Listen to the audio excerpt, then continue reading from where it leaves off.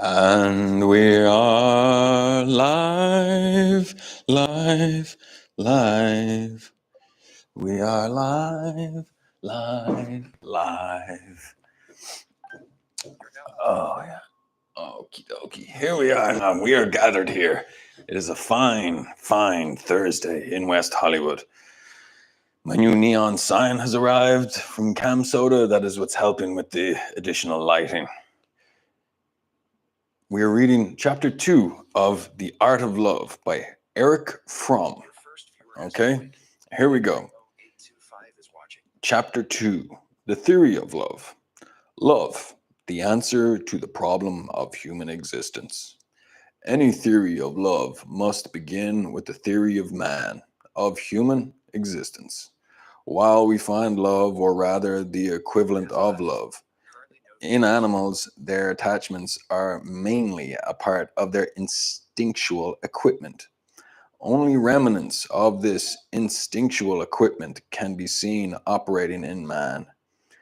What is essential in the existence of man is the fact that he has emerged from the animal kingdom, from instinctive adaptation, that he has transcended nature, although he never leaves it. He is part of it, and yet, once torn away from nature, he cannot return to it. Once thrown out of paradise, a state of original oneness with nature, cerebrum with flaming swords block his way, if he should try to return. Man can only go forward by developing his reason, by finding a new harmony, a human one, instead of a pre-human harmony which is irretrievably lost. We got there together. When a man is born, the human race as well as the individual, he is thrown out of a situation which was definite as night, as the instincts, into a situation which is indefinite, uncertain, and open. There is certainly only about the past and about future, only as far as that it is death. Man is gifted with reason. He is life being aware of itself. He has awareness of himself, of his fellow man, of his past, and of and of the possibilities of his future. The awareness of himself as a separate entity, the awareness of his own short lifespan, of the fact that without his will to be born, without his will he is born, and against his will he dies, that he will die before those whom he loves, or they before him. The awareness of his aloneness and separateness, of his helplessness before the forces of nature and of society. All this makes his separate, disunited existence an unbearable prison. He would become insane could he not liberate himself from this prison and reach out, unite him in some form or another with men, with the world outside. The experience of separateness arouses anxiety. It is indeed the source of all anxiety. Being separate means being cut off, without any capacity to use my human powers. Hence, to be separate means to be helpless, unable to grasp the world, things, and people actively. It means that the world can invade me without my ability to react. Thus, separateness is the source of intense anxiety. Beyond that, it arouses shame and the feeling of guilt. This experience of guilt and shame in separateness is expressed in the biblical story of Adam and Eve. After Adam and Eve have eaten of the tree of knowledge of good and evil, after they have disobeyed, there is no good and evil unless there is freedom to disobey. After they have become human by having emancipated themselves from the original animal harmony in nature, i.e., after their birth as human beings, they saw that they were naked and they were ashamed. Should we assume that a myth as old and elementary as this has the prudest morals of the 19th century outlook? And that the important point the story wants to convey to us is the embarrassment that their genitals were visible. This can hardly be so, and by understanding the story in a Victorian spirit, we miss the main point, which seems to be the following. After man and woman have become aware of themselves and of each other, they are aware of their separateness and of their difference, in as much as they belong to different sexes. But while recognizing their separateness, they remain strangers because they have not yet learned to love each other. As is also made very clear by the fact that Adam defends himself by blaming Eve, rather than by trying to defend her. The awareness of human separation without reunion by love is the source of shame. It is, at the same time, the source of guilt and anxiety. The deepest need of man, then, is the need to overcome his separateness, to leave the prison of his aloneness. The absolute failure to achieve his aim means insanity, because the panic of complete isolation can be overcome only by such a radical withdrawal from the world outside that the feeling of separation disappears. Because the world outside from which one is separated has disappeared. Man, of all ages and culture, is confronted with the solution of one and the same question.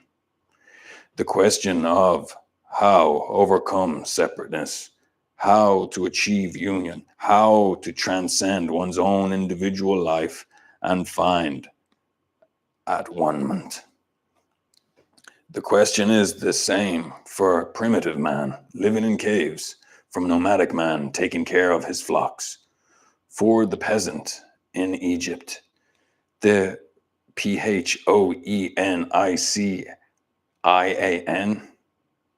the Phoenician trader, the Roman soldier, the medieval monk, a Japanese samurai, a modern clerk and factory hand.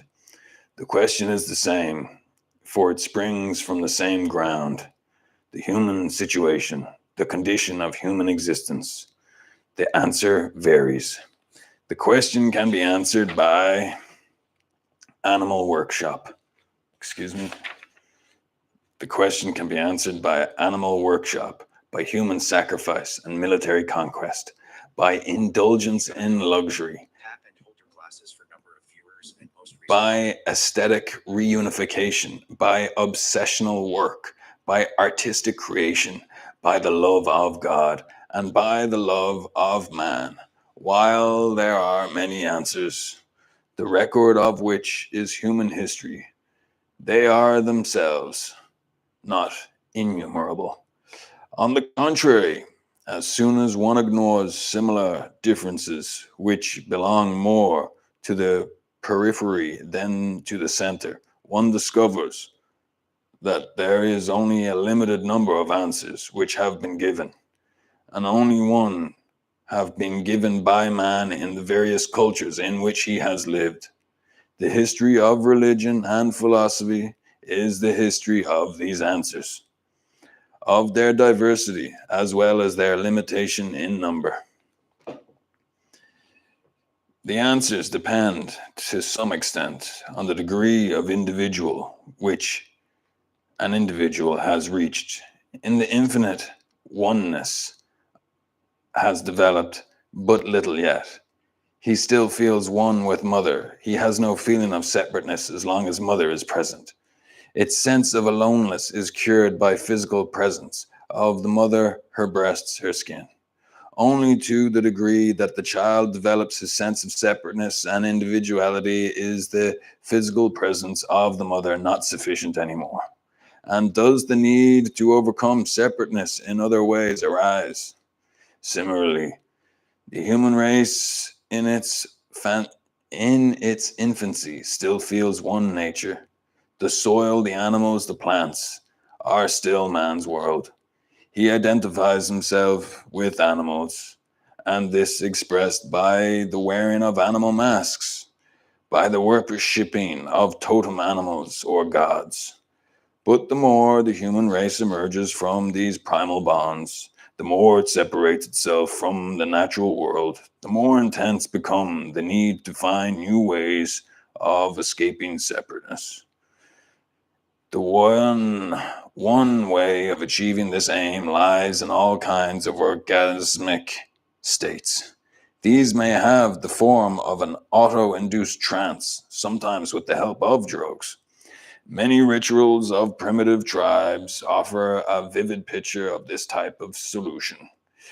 In the transitory state of exhilaration, the world outside disappears, and with it feeling of separateness from it, inasmuch as their rituals are practiced in common.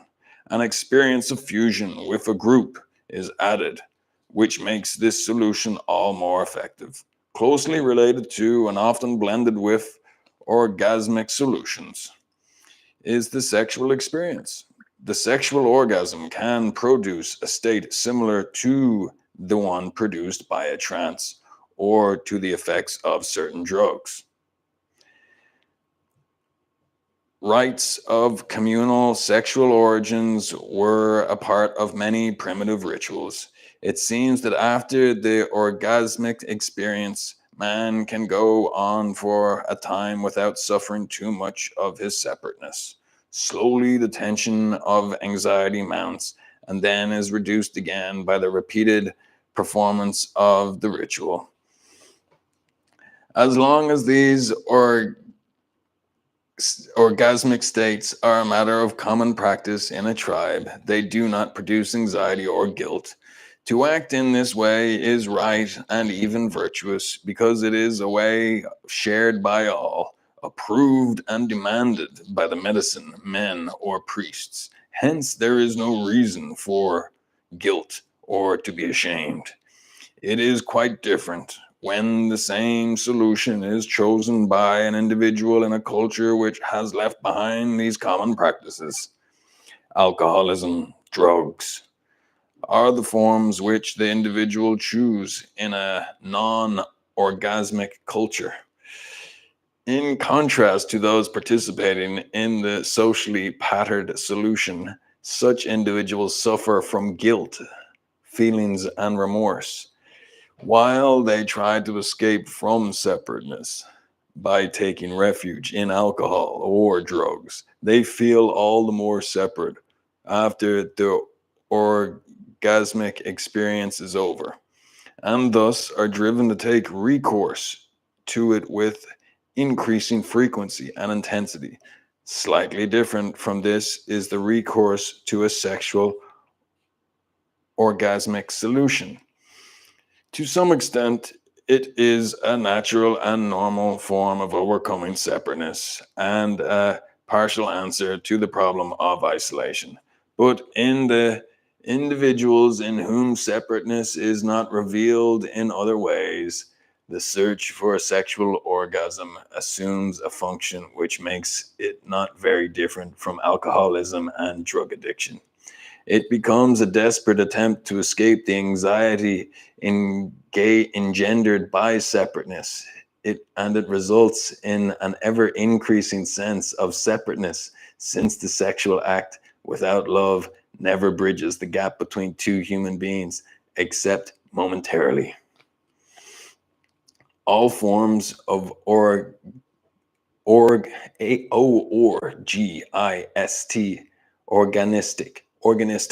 All forms of organistic union have three characteristics. They are intense, even violent. They occur in the total personality, mind and body. They are transitory and periodical.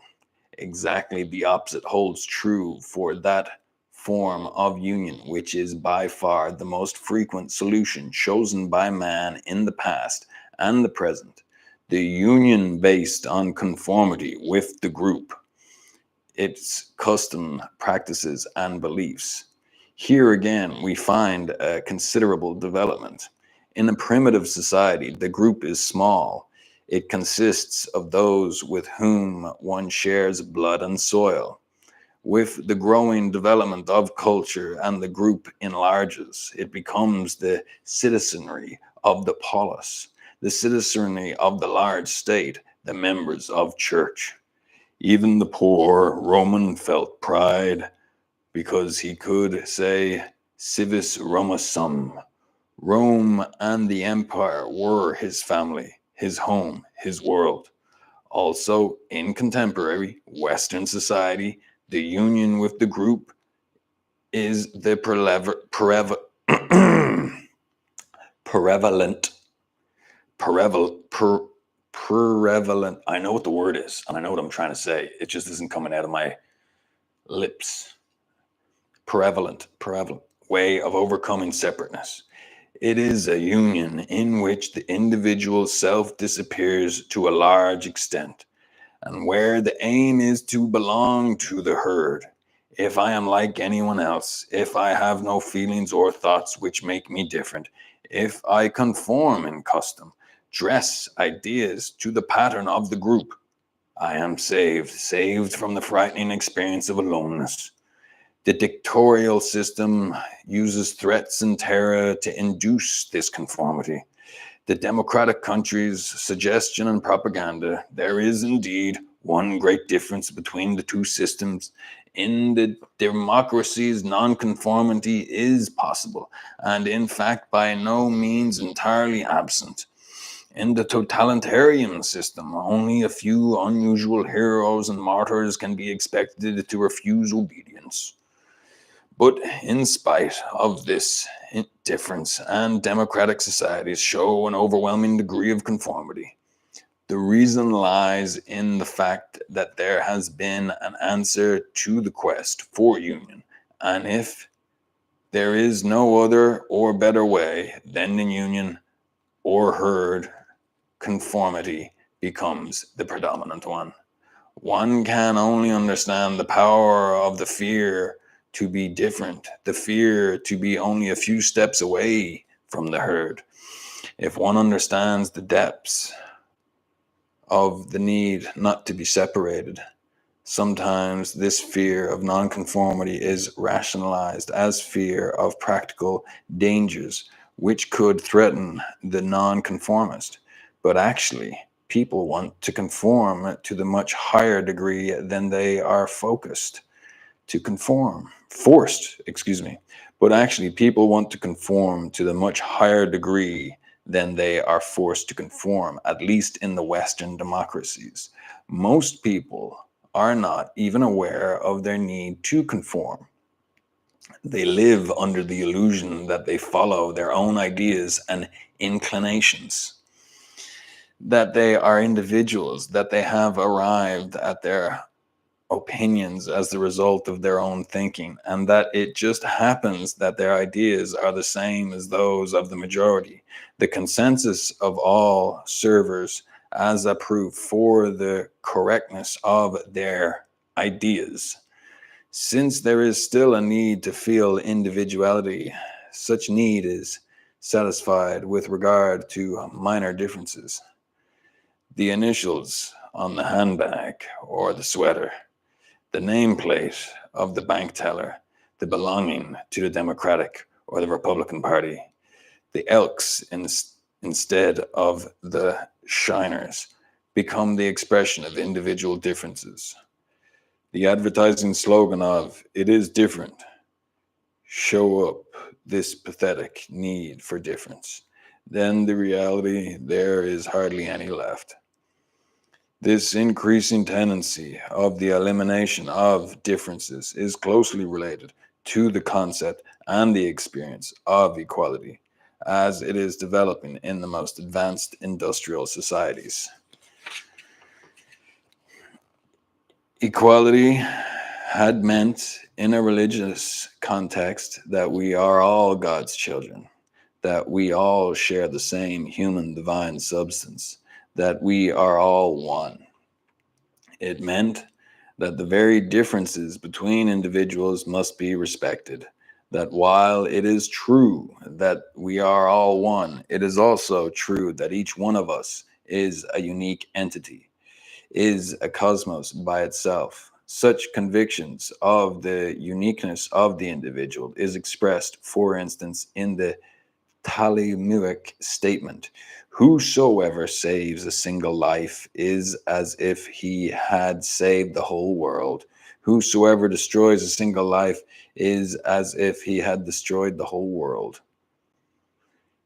Equality as the condition of the development of individuality was also the meaning of the concept in the philosophy of Western Enlightenment. It means most clearly, it meant most clearly formulated by Kant that no man must be the means of the ends of another man, that all men are equal inasmuch as they are ends and only ends and never means to each other. Following the ideas of enlightenment, socialist thinkers of various schools defend equality as abolition of exploration, of the use of the man by regardless of whether this use were cruel or human. In contemporary capitalistic society, the meaning of equality has been transformed. By equality, one refers to the equality. Equality today means sameness rather than oneness. It is the sameness of extractions of the men who work in the same jobs, who have the same amusements, who read the same newspapers, who have the same feelings and the same ideas. In this respect, one must also look with some skepticism at some achievements which are usually praised as signs of our progress, such as the equality of women. Needless to say, I am not speaking against the equality of women, but the positive aspects of this tendency for equality must not deceive one. It is part of the trend towards the elimination of differences. Equality is brought at a very price. Women are equal because they are not different anymore. The proposition of 18th century philosophy, la mente n'a pas sexe, the soul has no sex, has become the general practice. The polarity of sexes is disappearing, and with the erotic love, which is based on the plurality, men and women become the same, not equals, as opposite poles. Contemporary society preaches this idea of unindividualism equally because it needs human atoms, each one the same, to make them function in a mass aggression, smoothly, without friction, all obeying the same commands, yet everybody being convinced that he is following his own desires, just as modern mass production requires the standardization of commodities. So the social progress requires standardization of man, and this standardization is called equality. Union by conformity is not intense and violent. It is calm, dictated by routine, and for the very reason often is insufficient to pacify the anxiety of separateness. The indecence of alcoholism, drugs addiction, compulsive sexism, and suicide in contemporary Western society are symptoms of the relative failure of herd conformity. Furthermore, this solution concerns mainly the mind and not the body, and for this reason too is lacking in comparison with the organalistic solutions. Herd conformity has only one advantage: it is permanent and not spasmodic. Spasmodic. The individual is introduced into the conformity pattern at the age of 3 or 4 and subsequently never loses his contact with the herd. Even his funeral, which he anticipates as his last great social affair, is in strict conformance with pattern. In addition to conformity as a way to relieve the anxiety springing from separateness, another factor of contemporary life must be considered: the role of work routine and of the pleasure routine. Man becomes a 9 to 5er. He is part of the labor force or the bureaucratic force of clerks and managers. Coffee break. Wow, chapter 1 was a lot shorter than chapter 2. That's for sure.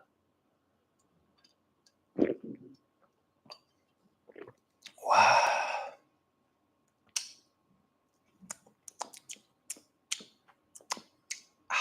Here we go.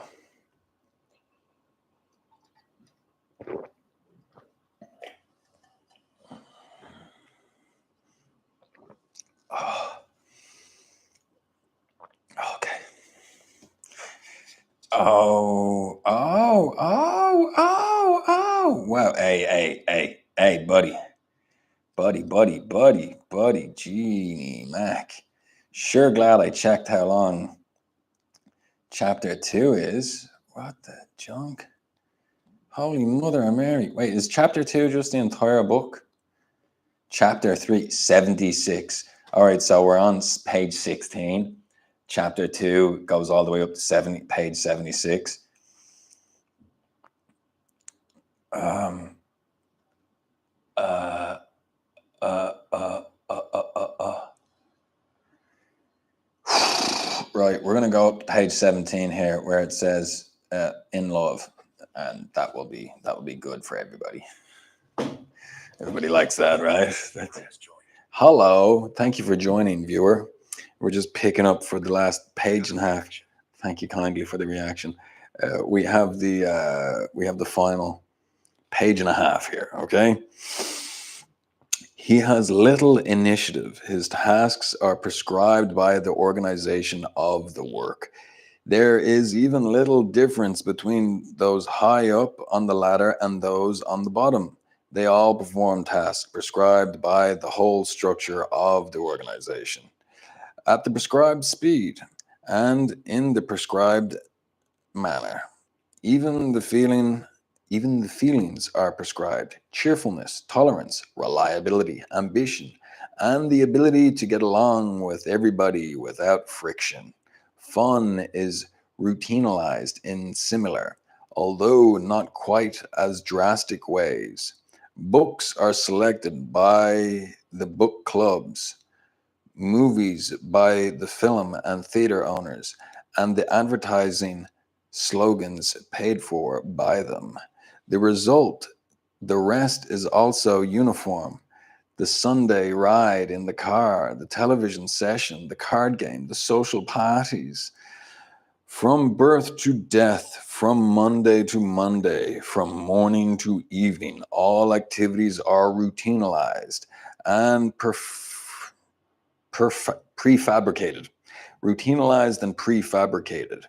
How should a man caught in this net of routine not forget that he is a man, a unique individual, one who is given only this one chance of living, with hopes and disappointments, this sorrow and fear, with the longing for love and the dread of nothing and of separateness? A third way of attaining union lies in creative activity, be it that of the artist, of the artisan. In any kind of creative work, the creative person unites himself with his material, which represents the world outside of himself. Whether a carpenter makes a table or goldsmith a piece of jewelry, whether the peasant grows his corn or the painter paints a picture, in all types of creative work, the worker and his object become one. Man unites himself with the world in the process of creation. This, however, holds true only for productive work, for work in which I plan, produce, see the result of my work in the modern world process of a clerk, the worker on the endless belt, little is left of this uniting quality of work. The worker becomes an appendix to the machine or to the bureaucratic organization. He has ceased to be, hence, no union takes place beyond that conformity. The unity achieved in productive work is not interpersonal. The unity achieved in orgasmic fusion is transitory. The unity achieved by conformity is also pseudo unity. Hence, they are all partial answers to a problem of existence. The full answer lies in the achievement of interpersonal union of fusion with another person in love. Wow, isn't that beautiful? Wow, I enjoyed that. That was a lot of fun. Really cool stuff. Thank you. Thank you. Thank you. What's going on over here? Let me see. Can I flip the camera? I can flip the camera. All right, here we go. Carry on my wayward son. 1, 2, 3.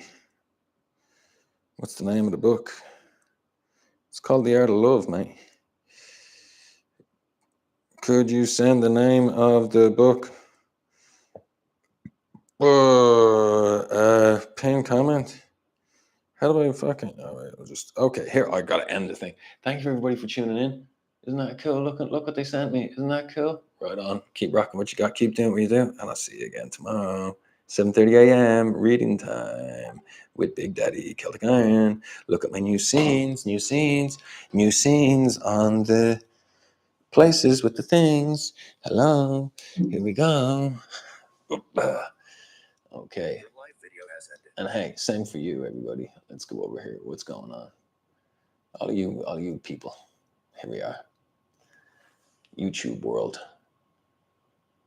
Whenever you're watching this and you made it this far, go to the big site, the Corn Hub, okay? And put in your buddy's name, Celtic Iron, CELTICIRON. Just comment, like everything first, okay? And then if you really like everything and you feel like dropping a comment, drop a comment, all right? But have a good time. Enjoy life. And I'll see you again tomorrow. We'll be back, baby. We'll be back. Back for another bout of brilliance.